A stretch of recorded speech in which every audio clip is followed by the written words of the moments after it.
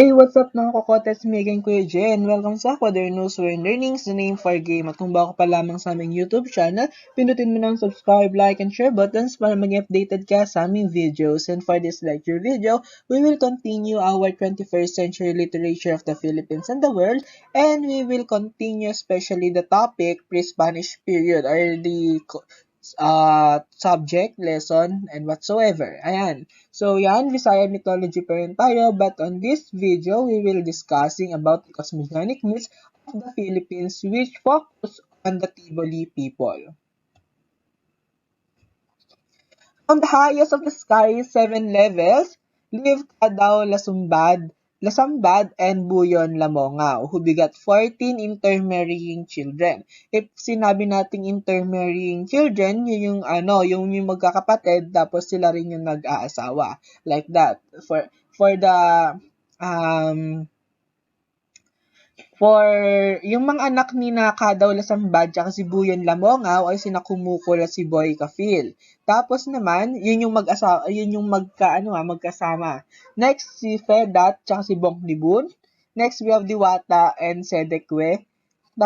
And Hiwe. Ayan, so tatlo sila. And then, we have Blotik and Silel. We have Mule and Blomi. We have Loos and Kilangan and Lafun. And Bachelor Datu Binoling. Okay, so dito mapapansin natin, 'di ba, merong nagtatlo. So ang wala ditong kapares ay si Datu Binoling. Okay. Ayan, so 'di ba magkaka-partner si Kumukol at si Boy Kafil, may isang pares na. Next, we have Fedat and Bong Libun. Isang pares ulit. Diwata, Sedekwe, and Yue. So this time, kasi 14 nga sila, 'di ba? So dapat even yung kung magkakaroon ng partner, kaso merong nagtatluhan. So, may mawawalan talaga ng kapares. And then, we have Blotik and Silel, Mule and Blomi, we have Los, Kilangan, and Lafun, and then, nag-iisa si Bachelor Dato Binoling. So, siya lang yung walang kapares. So, eldest Kumukul was entrusted the fire, sword, and shield. Okay. Si Kumukul ay pinagkalooban ng kapangyarihan ng apoy, ng espada at ng kasangga or ng shield. So, and when Diwata asked for a share was refused and went to earth with Hiwe, who afterwards begot. Ito naman, sina Diwata at Hiwe nagkaroon ng anak, sina Litik, Bilanga, Temoslus, tsaka si Tidolok, Ginton, Ngay. Ayan, Mi and Guy. And yung kay Funbulol ay si Sedekwe. Ayan, ito yung mga anak ni Funbulol at ni Sedekwe. Si Nakayong, Slu, Embleng, Nagwaang, Ngahuli at si Sintan. Ayan, kung mali yung pagkaka-pronounce natin, kindly correct it in the comment section. Okay, so having no children, Fedat asked Bonglibon to kill him, and his body became the land with all its vegetation, which Bonglibon promised to Diwata as a place for alighting on condition that she marry one of his sons. Okay, ayan. So, yun.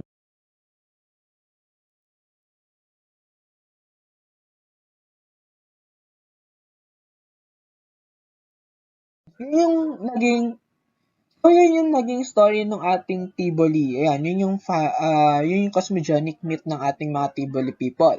So, on this slide, we proceed to our Subanon people. Ayan, so the cosmogonic myth of the Philippines from our Subanon people, or the mga Subawenyo natin. Subanon. So, being asked for a place to live, Diwata gave his son Dimawata a piece of heaven, and helped by his trusty balag, he went down with them to where they placed the piece of heaven, called it Banwa. Ayan, or the earth. Installed the sun to light it, and divided it into field land called Langkonoyan, within a drawn circle and sea without, before ascending back to heaven, leaving Diwata and Balag. So that's the story of it. At request of Diwata then made the stars from 1,000 torches and the moon from a big torch. Afterwards, sending Diwata through Balag, a golden jar of stones that became giants and big stones that became dwarves and elves to be his friends.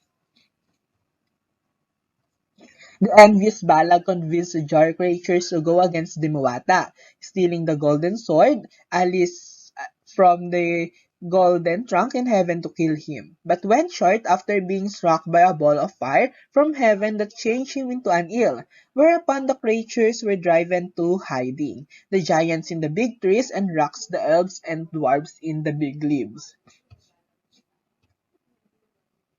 Diwata requested for one last companion. Thereby Diwata created the first couple, Le and Lebon, from clay and asked Diwata to forbid them from approaching the river with a golden fruited bonga as a reminder. Dito, mahalin tulad natin yung story of Adam and Eve kung saan ginawa ni God sina Adam and Eve through his image and likeness and through God's owns breath. Ayan. So, dito naman, sa story natin ay nagpa-request daw si Diwata and then si Diwata ay dinilig ang panalangin ni Diwata na gumawa ng tao. Unang tao na sina Le at Lebon na gawa sa clay. Pero, sa kwento ni Adan at Eva, pinagbawalan sila na huwag kainin ang prutas or yung bunga ng puno na nasa gitna ng garden. Ayun, yun yung the forbidden tree. Ayan. So, dito naman, pinagbawalan ng Diwata na wag nilang lalapitan yung ilog na may golden fruited. Ayan, as a reminder.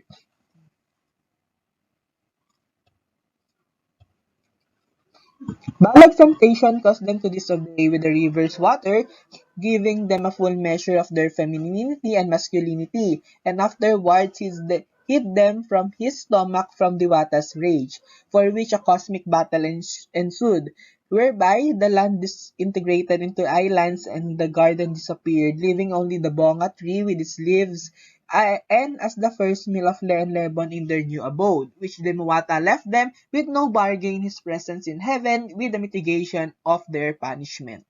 Yan.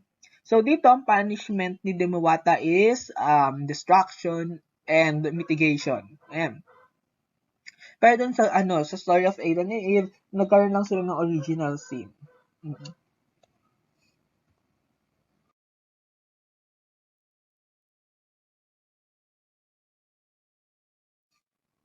So that's all for today. Have a good day, stay safe, and God bless you all. And remember that learning is the name of our game, and see you sa ating next lecture video. Goodbye!